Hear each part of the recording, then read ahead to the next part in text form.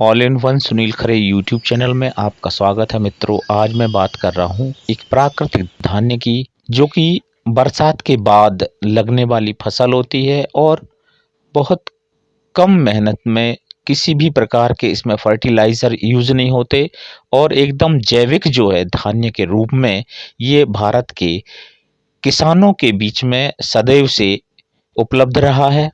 ये दुर्भाग्य है हमारे देश का, क्योंकि वर्तमान में जो हमारे पुराने बीज थे, जो पुराने धान्य थे, वो पेटेंट होने की वजह से और हाइब्रिड बीजों के उत्पादन से पुराने बीज समाप्त होते जा रहे हैं और इस स्थिति से जो है पूरा देश इस समय पीड़ित है इस बात को लेकर के। ये पहले जो है जिस तरह से व्यवसायीकरण हुआ है इस दुनिया में, पूरा विश्व एक जो है व्यापार बन गया है, ऐसी स्थिति में भारत की खेती जो है, भारत का जो कृषि क्षेत्र है वह भी इससे अछूता नहीं रहा।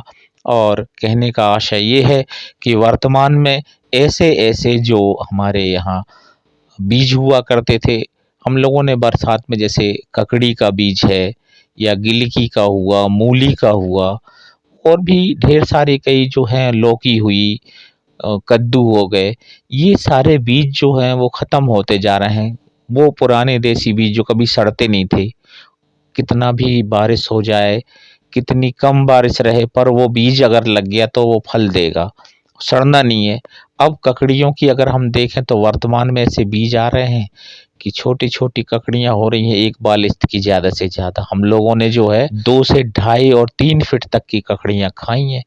तो ये इस तरह से मेरा इस वीडियो को साझा करने का ये था कि आज पूरी दुनिया जो है पेस्टिसाइड से जूझ रही है और इसके साइड इफ़ेक्ट से जो होने वाले रोगों से जो है पीड़ित है।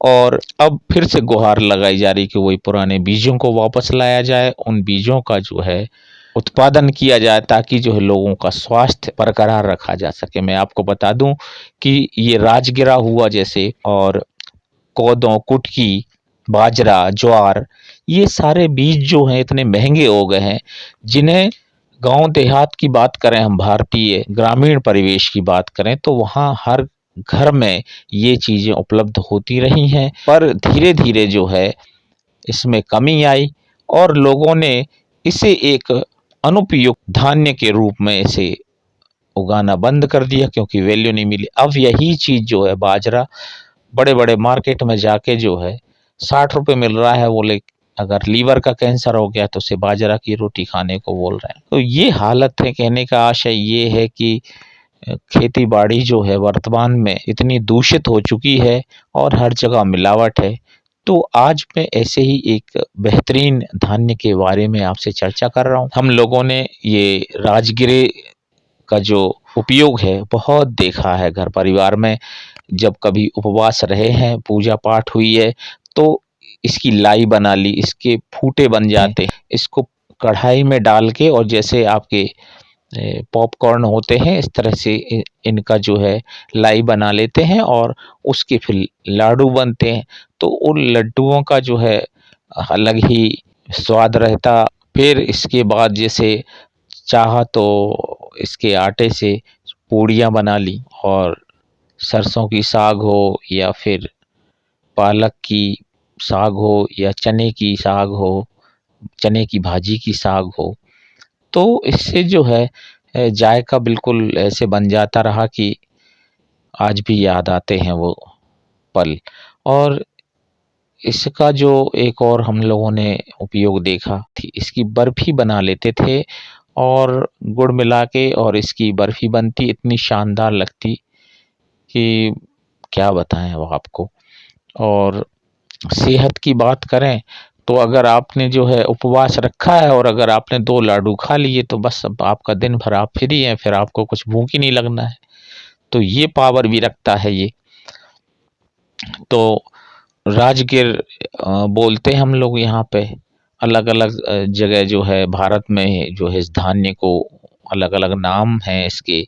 राजगिरा भी बोलते हैं, राजगिरे बोलते हैं। ये ऐमारैंथ जो है भरपूर मिनरल, विटामिन से जो हमारी सेहत को बनाए रखता है और जो पुराने समय में लोगों की सेहत बनी रहती थी, वो इसी तरह के जो है शुद्ध और जैविक उत्पादों के माध्यम से अपनी आहारचर्या पूरी करते थे और इससे वह तंदुरुस्त बने रहते थे।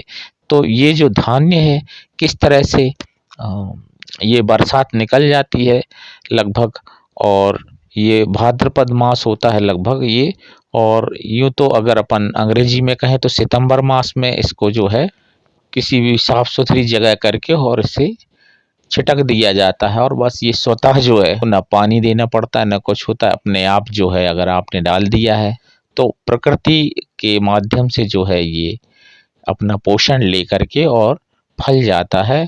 और फलने के बाद फिर इसको इसकी कटाई करते हैं। कटाई करने के बाद फिर एक जो है लोहे की जाली होनी चाहिए। वैसे हमारे पहले जब बहुत ज़्यादा मात्रा में ये हुआ करता था तो उन दिनों जो खाट हुआ करती थी, आंगन में बिछा ली खाटों को और उस पे इसकी जो है मेड़ाई चालू है, इसको मसलते रहते थे, तो उसके जो दाने हैं वो नीचे गिरते रहते थे और ऊपर जो है उसका वो वेस्ट मटेरियल बचा रहता था।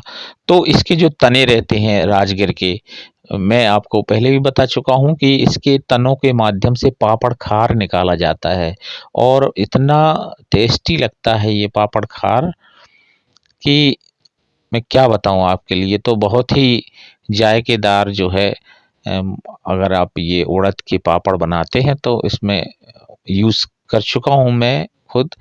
तो एक ये प्रयोग है और इसका जो है नमकीन हलवा भी बनता रहा है, मीठा हलवा भी उपवास में बनना, और इसकी गुड़ की चिक्की बनती है भाई, वो भी गजब की टेस्टी, और कभी कभार हम तो अभी भी खा लेते हैं।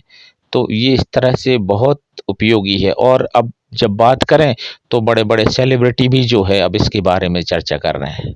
ये अत्यधिक पौष्टिक और प्राकृतिक धान्य है। यह मैग्नीज, मैग्नीशियम, फास्फोरस और आयरन से भरपूर है। फाइबर और प्रोटीन का एक एक्सीलेंट सोर्स होने के कारण ऐमारैंथ वजन घटाने में भी मदद करता है, क्योंकि यह आपका पेट लंबे समय तक भरा रखता है और पाचन को बढ़ावा देता है। ये हमारी नहीं बल्कि देश की जानी-मानी सेलिब्रिटी न्यूट्रिशंस नमामि अग्रवाल की भी सलाह है। हाल ही में पूर्व मिस वर्ल्ड रह चुकी मानुषी छिल्लर की पोषण विशेषज्ञ नमामि अग्रवाल ने अपने सोशल अकाउंट पर राजगिरा को शामिल करने के कुछ तरीके साझा किए, जिसे वह डेली डाइट में अद्भुत भोजन मानती हैं। आइए जानते हैं न्यूट्रिशनिस्ट के अनुसार हमें अपने आहार में क्यों शामिल करना चाहिए राजगिरा। पोषण विशेषज्ञ नमामि अग्रवाल ने एक वीडियो में राजगिरे के न्यूट्रिशन वैल्यू को लिस्टेड करते हुए बताया है कि ऐमारैंथ न्यूट्रिशन का एक पावर हाउस है। यह protein, antioxidant, iron, vitamin A, B और सी के साथ कैल्शियम से भी भरपूर है। आप इसे कई तरीके से अपने आहार में शामिल कर सकते हैं। इसके सेवन से आपकी सेहत को कई लाभ मिलते हैं।